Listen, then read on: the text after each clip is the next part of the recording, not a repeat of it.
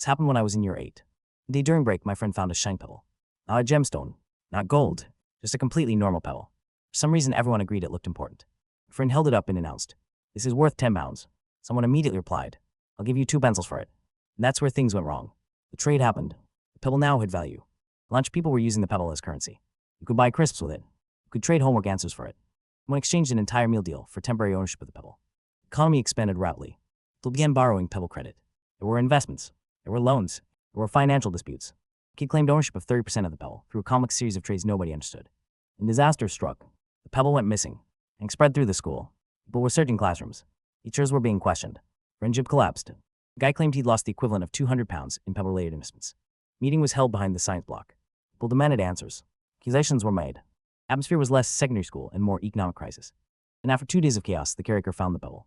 It had been sitting in a flower bed the entire time. Marked immediately recovered. Fortunately, the deputy had heard students discussing the collapse of the pebble economy. We were all called in. Listening to our explanation, he stared at us for about 10 seconds and said, "We created a financial system around a rock." Nobody answered.